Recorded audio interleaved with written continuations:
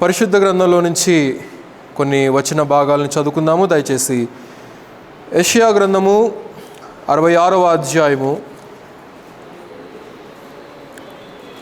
యెషయా గ్రంథము 66వ అధ్యాయము 22వ వచనాన్ని చదువుతున్నాను. దయచేసి గమనించండి. నేను సృజింపబోవు క్రొత్త ఆకాశమును క్రొత్త భూమియు లయము కాక నా సన్నిధిని నిలిచినట్లు నీ సంతతియు నీ నామమును నిలిచియుండును. ఇదే యెహోవా వాక్కు. దేవుడి కొద్ది వాక్య భాగాన్ని దీవించిన రీతిగా చిన్న ప్రార్థన చేసుకుంటాం. మమ్మల్ని మిక్కిలిగా ప్రేమించినటువంటి మా ప్రియ రక్షక మా యేసయ్య, ఈ యొక్క మధ్యాహ్న కాలపు సమయంలో ఇంతవరకు ఆరాధన కార్యక్రమం అంతట్లో కూడా మీరే సర్వ మహిమ ఘనత పొంది ఉన్నారని నమ్ముచున్నాము నాయన. అలాగనే మా ప్రభువా, ఈ సమయంలోనైనా వాక్యోపదేశంలోనికి ప్రవేశించుంటుండగా చదవబడిన లేఖన భాగంలో మీరు దీవించండి నాయన. నిలువబడిన నేను మట్టివాడను మీ యొక్క సిలువ చాటును మరుగుపరిచి పరిశుద్ధాత్ముని యొక్క జ్ఞానము ద్వారా మాలో ఉన్న ప్రతి ఒక్కరి హృదయాలతో మీరే మీ యొక్క దివ్య వాక్కులను మాకు బోధింపచేయండి నాయన. అలాగే యూట్యూబ్ ద్వారా కూడా అనేక ప్రాంతాల నుండి నాయన బిడ్డలు వీక్షిస్తూ ఉంటుండగా ఆ బిడ్డలను కుటుంబాలను కూడా నిండారులుగా దీవించి మీరే మహిమ పొందుదురని యేసుక్రీస్తు వారి అతి శ్రేష్టమైనటువంటి నామంలో స్తుతించి వేడుకొనుచున్నాము తండ్రి, ఆమేన్. ప్రభునందు ప్రియులారా, ఇక్కడ మనం చదువుకున్నటువంటి వచన భాగములలో మరి యెహోవా దేవుడు ఒక చక్కటి విషయాన్ని ప్రవక్త అయినటువంటి యెషయాకు ఇక్కడ తెలియచేస్తూ ఉంటున్నాడు. అదేంటి అనంటే, నేను సృజింపబోవు క్రొత్త ఆకాశము క్రొత్త భూమి అని అంటూ ఉంటున్నాడు. అంటే ప్రస్తుతం ఉన్నటువంటి యొక్క భూమి, మనం చూసేటువంటి ఈ భూమి మీద ఉన్నటువంటి ప్రతిదీ, అలాగే ఆకాశంలో ఉన్నటువంటి ప్రతి విధమైనటువంటి సైంటిఫిక్ నేచర్ ఏదైతే ఉందో అదంతా కూడా ఒకరోజు రాబోతా ఉన్నది. ఆ రోజున ఇవన్నీ కూడా లయమైపోతాయి అనేది ఇక్కడ తెలియచేస్తూ ఉంటున్నాడు. ఇవి లయమైపోయిన తర్వాత నేను ఒక క్రొత్త ఆకాశము క్రొత్త భూమిని నేను మరి పుట్టిస్తాను అని ఇక్కడ తెలియచేస్తూ ఉంటున్నాడు. ఆయన రాకడలో జరగబోయేటువంటి సంభవాలు ఇవి. మరి ఈ యొక్క ఆకాశమును ఒక చాప గనక చుట్టేసినట్లుగా చుట్టేసి ఈ యొక్క భూమిని సమస్తాన్ని కూడా ఆయన నశింపచేసేటువంటి దేవుడు. ఎందుకంటే కలుగు చేసినప్పుడే ఆయనకు తెలుసు ఈ సమస్తము కూడా నిరర్ధకమైపోతుందని. కాకపోతే తాత్కాలికంగా మానవునికి భూమి మీద నివసించడానికి కొంత సమయాన్ని దేవుడు వెచ్చించాడు గనుక ఆ సమయము దేవుడు మరి మానవునికి అనుగ్రహించినటువంటి యొక్క భూమి ఆకాశం. కానీ ఆ సమయం అయిపోయిన తర్వాత ఈ భూమిని ఆయన తీసివేస్తాడు, ఆకాశమును కూడా ఆయన నశింపచేస్తాడు అనేది మనకి ఇక్కడ ప్రవక్త ద్వారా దేవుడు మాట్లాడుతున్నట్లుగా మనం చూస్తూ ఉంటున్నాం. చాలామంది ఈ భౌతికమైనటువంటి వాటివి శాశ్వతమైనవి అని లోకంలో అనుకుంటూ ఉంటున్నారు.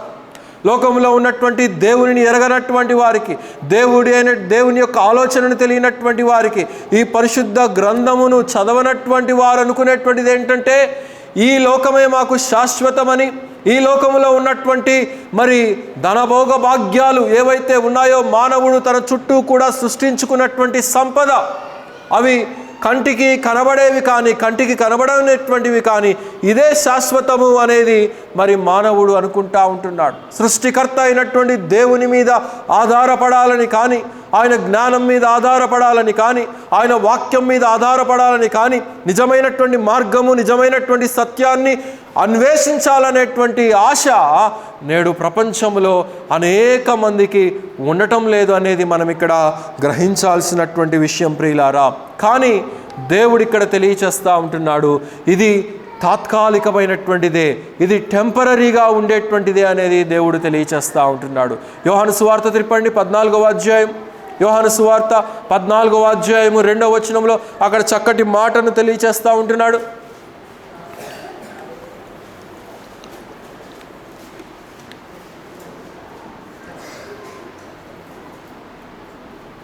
చదవాలి.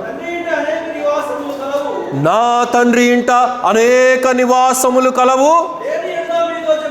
ఒకవేళ లేకపోయినట్లయితే నేను చెప్తాను. ఏంటి నివాసాలు? ఇవి భౌతికమైనటువంటి నివాసాలు కాదు, ఇవి ఆత్మీయంగా రక్షించబడినటువంటి బిడలకు, క్రీస్తునందు ఉన్నటువంటి వారికి అనుగ్రహించబోయేటువంటి నివాసాలు. అది పరలోక నివాసము, పరలోక స్వాస్థ్యము, పరలోక భాగ్యము అనేది మనం ఇక్కడ గ్రహించాల్సినటువంటి విషయం ఉన్నది ప్రియులారా.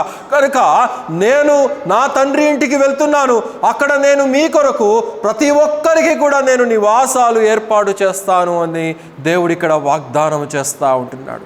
ఈ భౌతికమైనటువంటి నివాసాలు ఏంటండి? మట్టితో చేయబడినటువంటివి, ఇటుకతో కట్టబడినటువంటివి, సిమెంటుతో చేయబడినటువంటివి.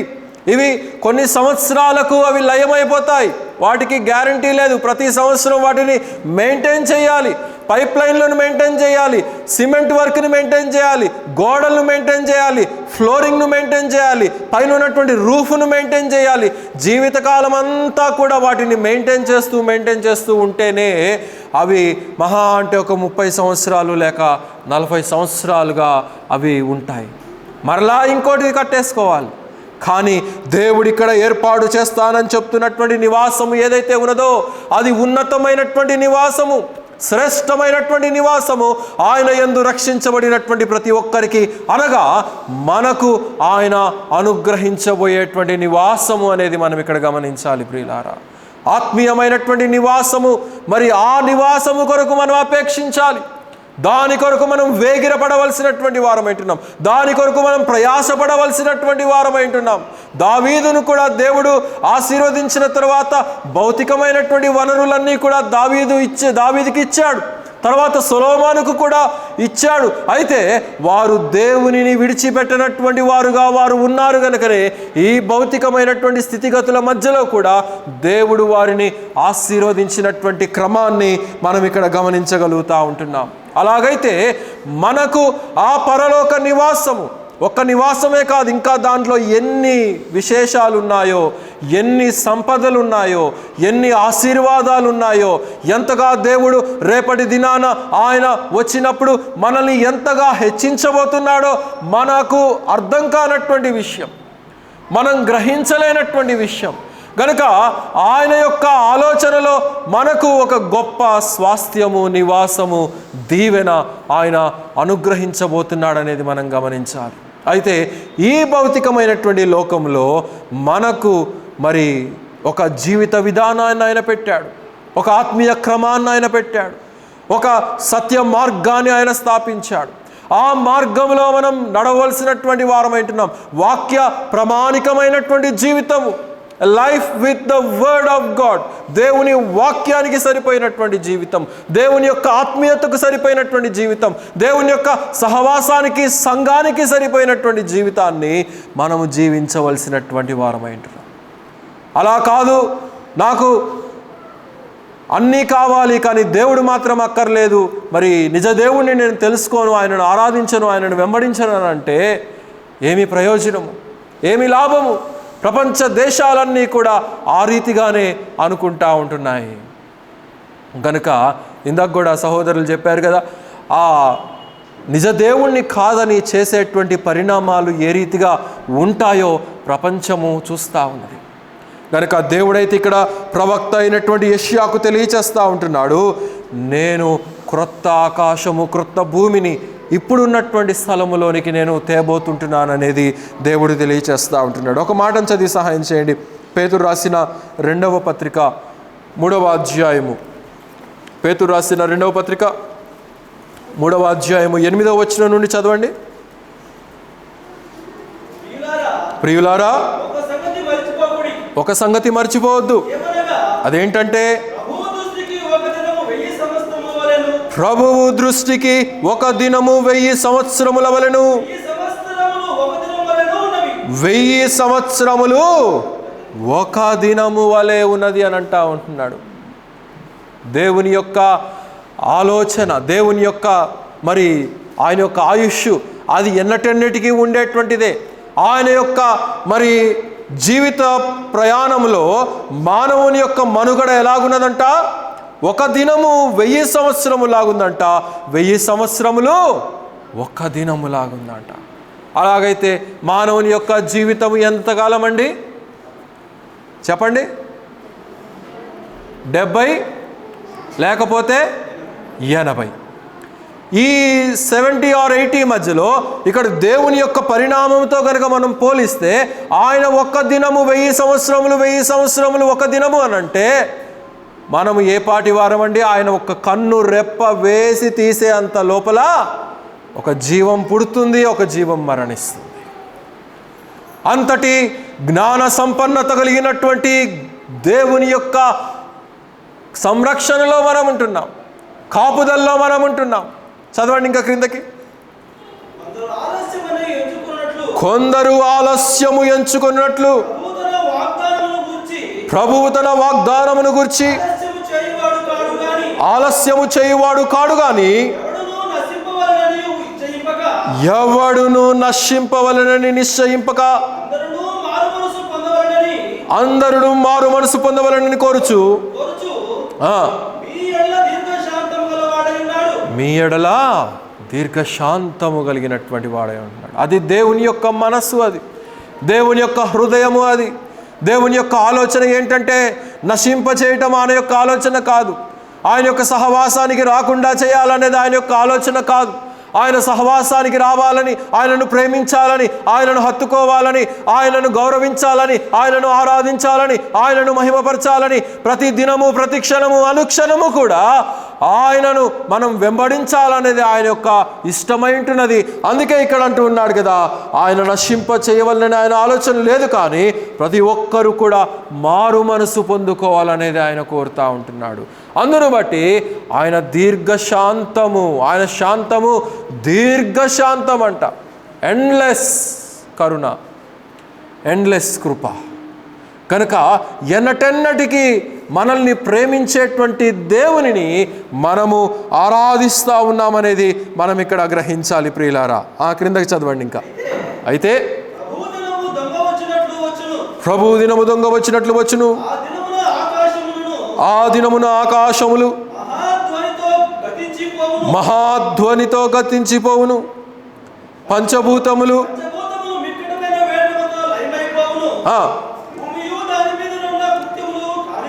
భూమియు దాని మీద ఉన్న కృత్యములు కాలిపోవును, ఇవన్నీ ఇట్లు లయమైపోవును గనుక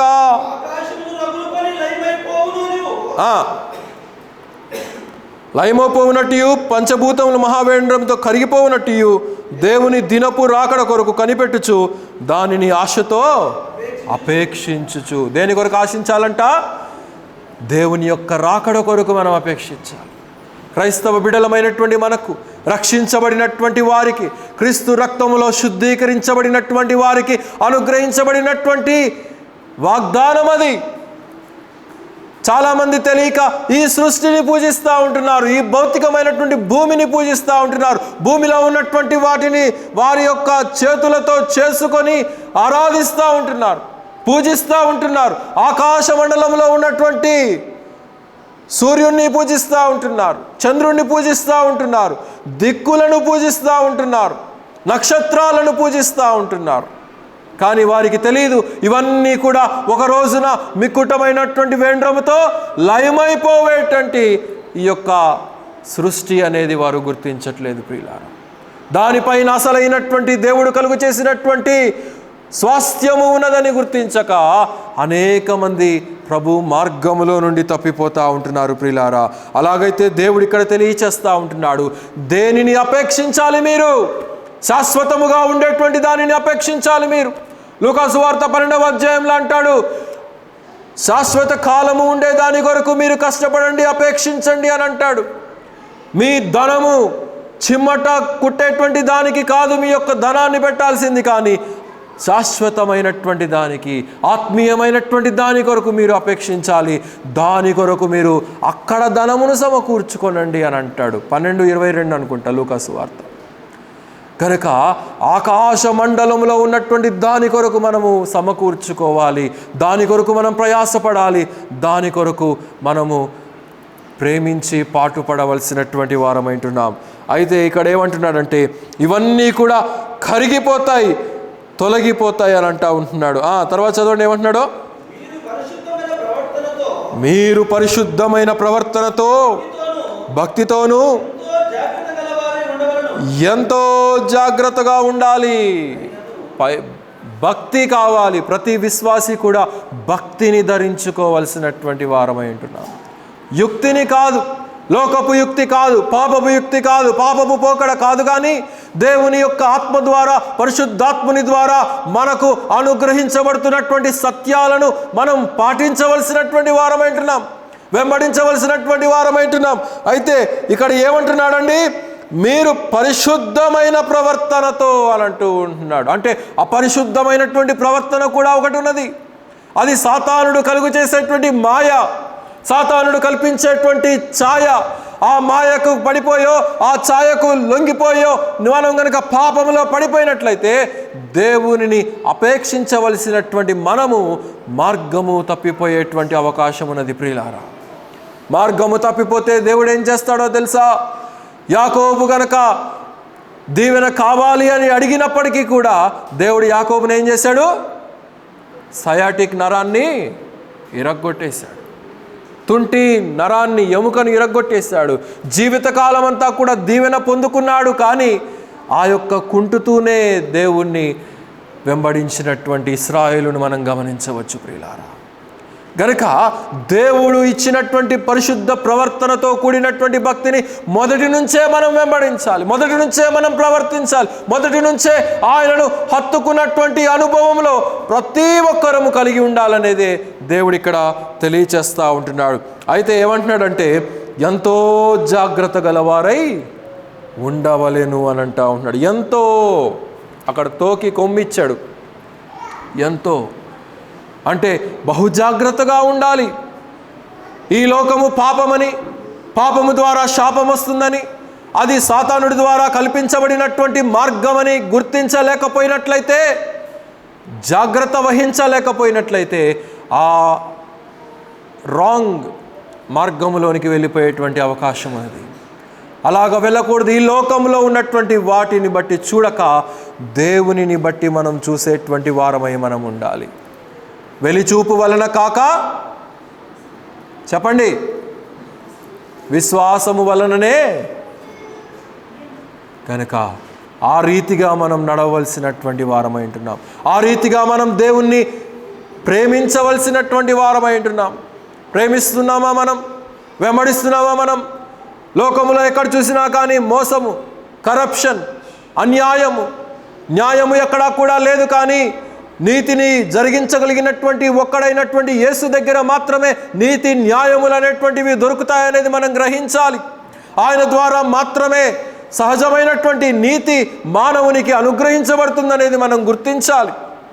అలాగైతే ఆ నీతి సూర్యుడైనటువంటి దేవుడు మన కొరకు ఏం సిద్ధపరిచాడంట? పరలోక రాజ్యాన్ని సిద్ధపరిచాడంట. అక్కడ వెలుగుతో పని లేదు. ఆయనే వెలుగుగా ఉండి మనకు దారిని చూపించేటువంటి వాడు, మనకు మార్గాన్ని చూపించేటువంటి వాడు. కనుక అక్కడ నీతి పరిపాలిస్తుంది, కానీ అన్యాయము పరిపాలించదు. ఇక్కడ భౌతికంగా ఉండేటువంటి కోర్ట్స్లో కొన్ని కేసుల్లో న్యాయం దొరుకుతుందేమో, కానీ అన్ని కేసుల్లో న్యాయము దొరకదు. ఎందుకంటే ఇది అన్యాయమైనటువంటి లోకము. అన్యాయమైనటువంటి తీర్పులనిచ్చేటువంటి ఎన్నో కేసుల్ని మనం చూస్తూ ఉంటున్నాం లోకంలో. కానీ దేవుని దగ్గర మాత్రము న్యాయమైనటువంటి, నీతి కలిగినటువంటి, వాక్యముతో కూడినటువంటి పరిపాలనలో మనమందరము కూడా ఉండబోతున్నాం అనేది మనం గమనించాలి. 13 కూడా చదవండి. అయినను మనము ఆయన వాగ్దానమును బట్టి క్రొత్త ఆకాశము కొరకును, క్రొత్త భూమి కొరకును కనిపెట్టుచూ ఉన్నాము. గనక దేని కొరకు కనిపెడుతున్నామంట? New sky, a new earth. దాని కొరకు, అంటే క్రీస్తు మనకొకటి స్థాపించాడనేటువంటి విశ్వాసం ముందు మనలో ఉండాలి. అది అక్కడ మనం నేర్చుకోవాలి. క్రీస్తు నా కొరకు ఒక గొప్ప స్వాస్థ్యము స్థాపించాడు, మరలా ఆయన వస్తానని వాగ్దానం చేశాడు. వాగ్దానము చేసినటువంటి వాడు మాట తప్పడు అనేటువంటి విశ్వాసము, నమ్మిక, నిరీక్షణ ప్రతి ఒక్కరిలో గనక ఉన్నప్పుడు మాత్రమే అది సాధ్యపడుతుందనేది మనం ఇక్కడ గ్రహించాలి. ప్రియులారా, గనక ఈ లోకాన్ని గనక మనం ప్రేమిస్తే, అనుసరిస్తే ఈ వాక్యంలో ఉన్నటువంటి పరిణామాన్ని మనం అర్థం చేసుకోలేము. కానీ ఈ భౌతికమైనటువంటి జ్ఞానాన్ని ప్రక్కన పెట్టేసి ఆత్మీయమైనటువంటి జ్ఞానం, దేవుడిచ్చిన జ్ఞానం, దేవుడు పెట్టినటువంటి ఆత్మ ద్వారా మనకు అనుగ్రహించబడేటువంటి జ్ఞానము ద్వారా ఇటు విషయాలను మనము గ్రహించవలసినటువంటి వారమైంటున్నాం ప్రియులారా. అలాగైతే ఇక్కడ ఏమంటున్నాడంటే క్రొత్త ఆకాశము క్రొత్త భూమి కొరకు కనిపెట్టుడి. ఏమంటున్నాడు ఇంకా? వాటి యందు ఏం నివసిస్తుందంట? నీతి నివసిస్తుందంట. నీతి అనగా మన ప్రభు అయినటువంటి యేసుక్రీస్తు వారే. ఆయనే నివసించేటువంటి దేవుడుగా ఉంటాడు గనక, ఆయనే మన పక్షాన ఉంటాడు గనక ఆయనే నీతిని జరిగిస్తాడు, నీతి కలిగినటువంటి పరిపాలన జరిగిస్తాడు. ఈ లోకంలో ఉన్నటువంటి నాయకుల ద్వారా అది అసాధ్యమైనటువంటిది. ఎవడొచ్చినా కానీ అన్యాయం జరిగిస్తూనే ఉంటాడు. ఏ పొలిటికల్ పార్టీ కూడా ఒక పొలిటికల్ పార్టీకి వస్తే ఇంకొక పొలిటికల్ పార్టీని నిందిస్తూ ఉంటారు. వాడు మంచి చేయలేదు, వీడు మంచి చేయలేదు. వీడి టర్మ్ వచ్చినప్పుడు వాడిని తిడతాడు, వాడి టర్మ్ వచ్చినప్పుడు వీడిని తిడతాడు. లోకమంతా కూడా అన్యాయమైనటువంటి విధి విధానాలే. కానీ పరలోక రాజ్యములో మాత్రము నీతి కలిగినటువంటి వాడు మన ప్రభు ఉంటాడు గనక ఆల్రెడీ మనల్ని నీతిమంతులుగా తన రక్త ప్రభావం ద్వారా తీర్చిదిద్ది ఉంటున్నాడు గనక మనము శాశ్వతము యుగ యుగములు కూడా ఆ నివాసములో మనం ఉంటాం. ఈ లోకం కొరకు మనము వేగిరపడినంత మాత్రాన, ఈ భౌతికమైనటువంటి నివాసం కొరకు మనం వేగిరపడినంత మాత్రాన ఎలాంటి ప్రయోజనము లేదు. కానీ పరలోక స్వాస్యము కొరకు మనం వేగిరపడాలి ప్రియులారా. మంచిది. యెషయా గ్రంథానికి రండి. 66వ అధ్యాయము 22వ వచనంలో 2వ భాగంలో ఏమంటున్నాడంటే, లయము కాక నా సన్నిధిని నిలిచినట్లు నీ సంతతియు నీ నామమును నిలిచియుండును. క్రొత్త ఆకాశము క్రొత్త భూమి వచ్చినప్పుడు ఏం జరుగుతుందంటండి? నా సన్నిధిలో నీ సంతానము నీ నామము నిలిచియుండును. యుగ యుగాలు కూడా నిలిచి ఉండేటువంటి గొప్ప భాగ్యాన్ని దేవుడు మనకిచ్చాడు. మన బిడ్డల కొరకు ఆ రీతిగా మనం ప్రార్థించాలి. ప్రభువా, నా బిడ్డలు ఎనటెన్నటికీ కూడా నీ సన్నిధిలో ఉండేవారుగా ఉండాలి, నీ నివాసములో ఉండేటువంటి వారుగా ఉండాలి, నీవు సృష్టించినటువంటి పరలోక స్వాస్థ్యములో ఉండేటువంటి వారుగా ఉండాలని అనునిత్యము కూడా మనం ప్రార్థన చేయవలసినటువంటి వారమై ఉంటున్నాం. దావీదు ప్రార్థన చేశాడు ఆ రీతిగా. చెప్పండి ఒక మాట. సమూయేలు 2వ గ్రంథము 7వ అధ్యాయము 26వ వచనం. సైన్యములకు అధిపతి యెహోవా, ఇశ్రాయేలులకు దేవుడనై ఉన్నాను, నీ నామమును శాశ్వత మహిమ కలుగునట్లును నీ దాసుడనైన నా కుటుంబము నీ సన్నిధిని స్థిరపరచబడినట్లును నెరవేర్చుము. దావీదు ఏం జ్ఞాపకం చేసుకుంటున్నాడండి? ప్రభువా, నాకు అది, నాకు ఇది నాయన అని చెప్పి జ్ఞాపకం చేసుకోవట్లేదు భౌతికమైనటువంటి వాటిని గురించి. దావీదు ఒకటి జ్ఞాపకం చేసుకుంటా ఉంటున్నాడు. దావీదు దేవుని యొక్క హృదయానుసారుడైనటువంటి మనుషుడు గనుక, ప్రభువా, నీవు నా పక్షాన చేసినటువంటి వాగ్దానాన్ని స్థిరపరచు నాయన అని చెప్పి ప్రార్థన చేస్తూ ఉంటున్నాడు. దేవుణ్ణి జ్ఞాపకం చేసుకోమని విన్నవిస్తూ ఉంటున్నాడు. అది ఏంటి అనంటే, నిత్యము నా సంతానము నా కుటుంబము నీ సన్నిధిలో స్థిరపరచబడాలి. దేవుని సన్నిధిలో మనం కూర్చున్న ఆశీర్వాదమే, మోకాళ్ళ నుంచిన ఆశీర్వాదమే, నించున్న ఆశీర్వాదమే. దేవుని సన్నిధిలో మనం ఏం చేసినా కానీ ఆశీర్వాదమే గనుక ఆయన యొక్క సహవాసం కొరకు, ఆయన యొక్క సన్నిధి కొరకు, ఆయనలో స్థిరముగా నిల్చుండేటువంటి అనుభవం కొరకు మనము నిత్యము అపేక్షించవలసినటువంటి వారమై ఉంటున్నాం ప్రియులారా. David prayed that his family should be established in God forever and ever. నిత్యము కూడా తన కుటుంబము దేవునిలో ఉండాలనేదే దావీదు యొక్క ప్రార్థన. మరి మనము ఆ రీతిగా ఉండాలి అనంటే ముందు దేవుని వాక్యములో నాటబడి ఉండాలి, దేవుని సంఘములో నాటబడి ఉండాలి. ఆ నాటబడినటువంటి కొమ్మ దినదినము వాక్యము ద్వారా, ప్రార్థన ద్వారా, సహవాసము ద్వారా, దేవుని ప్రేమ ద్వారా, దేవుని ఆత్మీయమైనటువంటి కార్యాల ద్వారా, దేవుని యొక్క ఆశ్చర్యమైనటువంటి సంగతులు మన జీవితంలో జరుగుట ద్వారా ఆ మొక్క ఏమవుతుంది? నిత్యము ఎదిగేటువంటి మొక్కగా మనం చూస్తూ ఉంటాం. మొక్కల్లో చాలా వెరైటీస్ ఉంటాయి. కొన్ని పాట్స్లో ఉంటాయి, కుండీల్లో పెట్టుకుంటూ ఉంటాం మన ఇళ్ళల్లో. అవి ఎక్కువగా ఎదగవు. కుండీల్లో నాటినటువంటి మొక్కలు ఒక హైట్ వరకే అవి వస్తాయి. మహా అంటే ఒక 4 ఫీటో 5 ఫీటో ఒక 6 ఫీట్ వరకు మహా అంటే వస్తాయి కొన్ని చెట్లు. అంతకు మించి అవి రావు. ఎందుకంటే వాటి వేర్లు లోతుగా వెళ్ళవు గనక. కింద ఏమడ్డం ఉంది? కుండ అడ్డం ఉంది, పాట్ అడ్డం ఉంది. కాబట్టి ఆ వేరు లోతుగా వెళ్ళలేదు గనక, అంటే మట్టి సంగతులు చుట్టూ ఉన్నప్పుడు దేవుని ఆత్మీయమైనటువంటి విషయాలను లోతుగా అర్థం చేసుకోలేం, లోతుగా ఎదగలేం అనేటువంటి విషయాన్ని మనం గుర్తించాలి. మరి ఒక రకమైనటువంటి చెట్లు ఉంటాయి, అవి ప్లాస్టిక్ చెట్లు.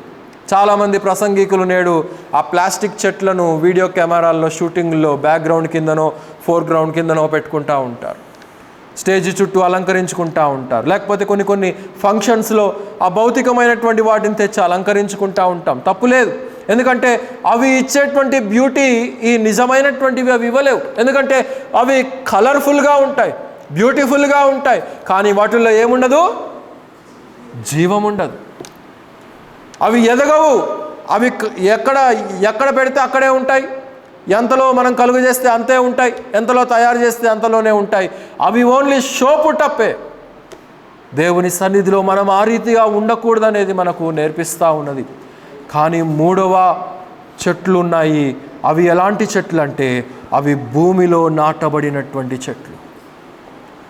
భూమిలో నాటబడినటువంటి విత్తనము ఆ చెట్టుకు ఎంత ఆయుష్ ఉన్నదో, ఆ చెట్టుకు ఎంత బలము ఉన్నదో, ఆ యొక్క చెట్టు ఏమైతే చేయగలదో, దాని యొక్క బ్రాంచెస్ ఎంత విస్తారంగా విస్తరించగలవో, దాని యొక్క రూట్స్ ఎంత విస్తరించగలవో అంతగా విస్తరించి అది ఎంత ఎత్తుకు ఎదగగలగదో అంత ఎత్తు వరకు అవి ఎదగగలుగుతాయి.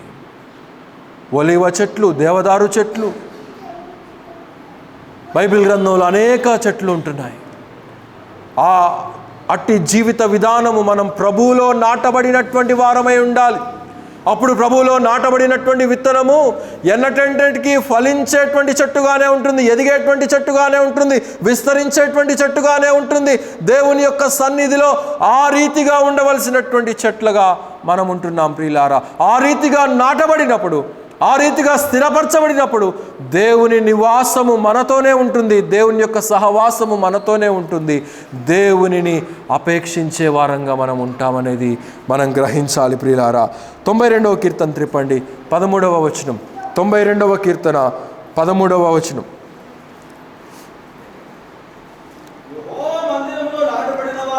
యెహోవా మందిరములో నాటబడిన వారై వారు మన దేవుని ఆవరణములో వర్ధిల్లు. ఎక్కడ నాటబడాలంట? దేవుని మందిరంలో నాటబడాలి, అనగా దేవునిలో నాటబడాలి, దేవుని యొక్క హృదయములో నాటబడాలి, దేవుని యొక్క ఆలోచన ప్రకారంగా నాటబడాలి.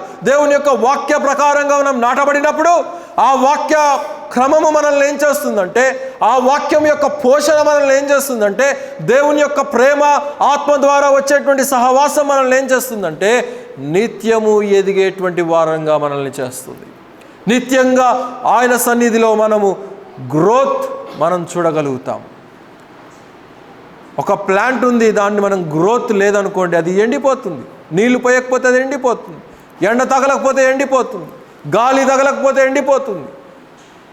అలాగే దేవుని యొక్క సహవాసములో చేర్చబడినటువంటి మనము కూడా ఆయన సన్నిధిలో ఆయన వాక్యము, ఆయన ప్రేమ, ఆయన సహవాసము, ఆయన ప్రార్థన, ఆయన ఆత్మీయమైనటువంటి కార్యాలు ఇవన్నీ కూడా ఒక విశ్వాసిని ఏం చేస్తాయంటే it will develop his faith. అతని యొక్క విశ్వాస పరిణామాన్ని అంతకంతకు అభివృద్ధి చేసేవిగా మనం చూస్తూ ఉంటున్నాం. ఆఖరిగా ఒక వచనం చదువుకొని ముగించుకుందాం. ఇర్మియా గ్రంథం త్రిప్పండి, 17వ అధ్యాయము. ఇర్మియా గ్రంథము 17వ అధ్యాయము 7వ వచనం నుండి చదవండి.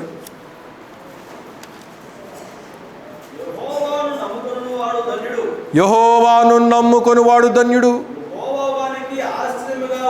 యెహోవా వానికి ఆశ్రయముగా ఉండును. వాడు జలముల యొద్ద నాటబడిన చెట్ల వలె ఉండును.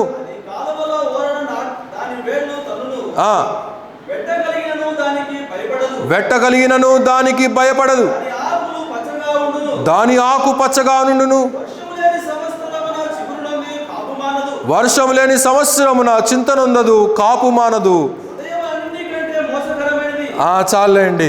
గనుక దేవునిలో చేర్చబడినటువంటి ఒక విశ్వాసి ఎలాగుండాలి అని అంటే ఆయననే ఆశ్రయముగా చేసుకోవాలి, ఆయననే ఒక జలముగా చేసుకోవాలి. అందుకే ఇక్కడ అంటున్నాడు, యెహోవాను నమ్ముకొనువాడు ధన్యుడు. కాబట్టి మనమందరం ధన్యులమా కాదా? మాట్లాడండి. ఆకలేస్తుందా? వదిలేస్తాను ఇంకొక 5 నిమిషాల్లో. కాబట్టి యెహోవాను నమ్ముకొనువాడు ధన్యుడు అని అంటా ఉంటాడు. కనుక ఆయన వాక్యాన్ని కనుక మనం అపేక్షించినప్పుడు, ఆయన సహవాసాన్ని మనం అపేక్షించినప్పుడు మనం ఎలాగుంటామంటే జలముల యొద్ద నాటబడిన చెట్ల వలె మనం ఉంటాం. ఆయన వాక్యమే ఆ యొక్క జలం, ఆయన ప్రేమయే ఆయన యొక్క జలం, ఆ యొక్క సహవాసమే ఆయన యొక్క జలం. ఆ జలము దగ్గర నాటబడినటువంటి కొమ్మ నిత్యము ఫలించేదిగానే ఉంటుంది, అభివృద్ధి పొందేదిగానే ఉంటుంది. కానీ కుంటు పడదు, వంగిపోదు. Unless and until we are separated from God. మనంతట మనం తొలగిపోతే తప్ప మరి ఆయన ప్రేమ మనల మీద నిత్యము ఉంటూనే ఉంటుంది, ఆయన సహవాసం మన మీద నిత్యము ఉంటూనే ఉంటుంది. అలాగైతే దావీదు ప్రార్థన చేస్తూ ఉంటున్నాడు, ప్రభువా నీవు చేసిన వాగ్దానము జ్ఞాపకం చేసుకోను ఆయన, నా కుటుంబము నా సంతానము నిత్యము నీ సన్నిధిలో ఉండాలి. గనక మనం కూడా మన కుటుంబంలో రక్షించబడినటువంటి వారు ఎవరైనా ఉన్నట్లయితే, రక్త సంబంధీకుల్లో దేవునిని హత్తుకోనటువంటి వారు ఎవరైనా ఉన్నట్లయితే, we need to pray behalf of them. ప్రభువా నా కుటుంబము నా రక్త సంబంధీకులందరూ కూడా నిత్యము రేపు నీ సన్నిధిలో కనబడాలి నాయన. పరలోక రాజ్యములో ఆ స్వాస్థ్యమునకు, అది శాశ్వతమైనటువంటి నివాసము, అది శాశ్వతముగా యుగ యుగాలు నశింప చేయనటువంటిది, ఇరిగిపోనటువంటిది, తొలగిపోనటువంటిది పరలోక నివాసము. గనక ఆ క్రొత్త ఆకాశములో మనం పాలివారముగా ఉంటాం. క్రొత్త భూమి అనగా ఆయన పరలోక స్వాస్థ్యములో మనం పాలివారంగా మనం ఉంటాం. గనక దేవుడు ఈ కొద్ది మాటలు మనందరి హృదయాల్లో సంపూర్ణంగా నిండారులుగా దీవించి ముందుకు నడిపించునుగాక. మరి ముగింపు ప్రార్థన చేసుకొని మనం సెలవు తీసుకుందాం. మమ్మల్ని మికిలిగా ప్రేమించినటువంటి మా ప్రియ రక్షక, ఈ యొక్క మధ్యాహ్న కాల సమయంలో నాయన ఇంతవరకు పరిశుద్ధాత్ముని యొక్క జ్ఞానము ద్వారా నాయన మా హృదయాలకు కావలసినటువంటి మాటలను మీరు వినిపింపచేశారు. అవును నాయన, ఒక క్రొత్త ఆకాశము, క్రొత్త భూమి, ఈ భౌతికమైనటువంటి ఈ యొక్క భూమి కానీ, ఆకాశము కానీ, సూర్యచంద్రులు కానీ, నక్షత్రాలు కానీ, గ్రహాలు కానీ, ఈ భూమి మీద ఉన్నటువంటి సమస్త సృష్టి కూడా లయమైపోతుంది. అందుకే మీరు మానవుణ్ణి ప్రేమించి ఈ లోకానికి వచ్చి మానవుని యొక్క పాప క్షమాపణ కొరకు మీ యొక్క రక్తాన్ని చిందించి మమ్మల్ని విమోచించి, మమ్మల్ని కరుణించి, మమ్మల్ని ప్రేమించి ఒక శాశ్వతమైనటువంటి నివాసము మీరు మా కొరకు సిద్ధపరచడానికి వెళ్ళారు. అదే పనిలో మీరు ఉన్నారు ఇప్పుడు కూడా. ఏ ఏ విశ్వాసికి ఏ ఏ గృహము అవసరమో, ఏ ఏ ఆశీర్వాదాలు అవసరమో, ఏ ఏ దీవెనలు అవసరమో, చెక్కు చెదరనటువంటిది గొప్ప నివాసాన్ని, పరలోక స్వాస్థ్యాన్ని మీరు మా కొరకు సిద్ధపరుస్తూ ఉన్నారు. అందుని బట్టి వందనాలు. రేపటి దినాన మీరు వచ్చినప్పుడు ఆ స్వాస్థ్యాన్ని పరిశుద్ధులైనటువంటి బిడ్డలందరికీ కూడా మీరు అనుగ్రహించబోతూ ఉంటున్నారు. మేము దానిలో ప్రవేశించబోతూ ఉంటున్నాం. ఈ భౌతికమైనటువంటి నివాసాలన్నీ కూడా నిరర్ధకమైనటువంటివే. ధనము కానీ, వాహనాలు కానీ, సంపద కానీ సమస్తము కూడా అశాశ్వతమైనటువంటివే. ఇవి అశాశ్వతమైనటువంటివని గ్రహించి దేని కొరకు ప్రయాసపడాలో, దేన్ని ప్రేమించాలో, దేన్ని హత్తుకోవాలో దాన్ని హత్తుకున్నప్పుడు అప్పుడు భౌతికంగా మీరు ఇస్తారు, ఆత్మీయంగా కూడా మీరు అనుగ్రహిస్తారు అనేటువంటి విశ్వాసము, నమ్మిక, నిరీక్షణ ప్రతి ఒక్కరిలో అనుగ్రహించండి నాన్న. దావీదు గనుక ప్రార్థన చేసినట్లుగా మేము కూడా నిత్యము మీ యొక్క సన్నిధిలో, మేము మా కుటుంబాలు, మా కుటుంబ సభ్యులు, మా రక్త సంబంధికులు, మా సంఘాలు, క్రైస్తవ బిడ్డలందరూ కూడా నిత్యము మీ యొక్క సన్నిధిలో స్థిరపరచబడుటకు మీరు దీవించమని ప్రార్థన చేయుచుంటున్నాను. అలాగనే మా ప్రభువా, చేరి వచ్చినటువంటి ప్రియ సంఘాన్ని కూడా నిండారులుగా దీవించండి, బలపరచండి. ప్రతి కుటుంబంలో మీరు జరిగిస్తున్న అనేకమైనటువంటి కార్యాలని బట్టి వందనాలు నాయన. సమస్తమును కూడా మీ యొక్క ఆత్మజ్ఞానము చేత నడిపించమని ప్రార్థన చేయుచుంటున్నాను.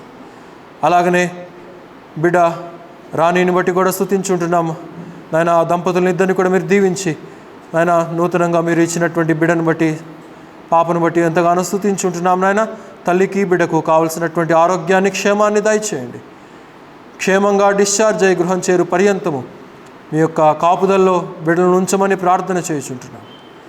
అలాగనే మా ప్రభువా, ఈ వారమంతా కూడా జరగవలసినటువంటి సంఘ కార్యక్రమాలన్నీ కూడా చక్కగా జరగగలుగుటకు, ప్రతి కార్యక్రమం కూడా మీ నామానికి మహిమకరంగాను మాకు దీవెనకరంగా జరగగలుగుటకు మీ యొక్క సహాయం అనుగ్రహించండి. అనారోగ్యంగా ఉన్నటువంటి వారిని కూడా మీరు ముట్టండి, స్వస్థపరచండి, లేవనెత్తండి. కావలసినటువంటి బలాన్ని, శక్తిని అనుగ్రహించమని ప్రార్థన చేయుచుంటున్నాం. తిరిగి ప్రియ బిడ్డలందరూ కూడా వారి వారి గృహాలకు వెళుచుంటుండగా మీ యొక్క క్షేమంతో, మీ యొక్క దీవెనలతో మమ్మల్ని నింపి ముందుకు నడిపించి మీరే మహిమ పొందుదురని యేసుక్రీస్తు వారి అతి శ్రేష్టమైనటువంటి నామంలో స్తుతించి ప్రార్థించి అడిగి వేడుకొనుచున్నాము తండ్రి. ఆమేన్. మన తండ్రి అయినటువంటి దేవుని యొక్క ప్రేమయు, మన ప్రభువును మన రక్షకుడైనటువంటి యేసుక్రీస్తు వారి యొక్క కృపయు, పరిశుద్ధాత్ముని యొక్క అన్యోన్య సహవాసము, సన్నిధి సర్వలోకంలో ఉన్నటువంటి పరిశుద్ధులందరితో పాటు మనకును సదాకాలం తోడే నడిపించునుగాక. ఆమేన్. అందరికీ వందనాలండి. సెలవు తీసుకుందాం.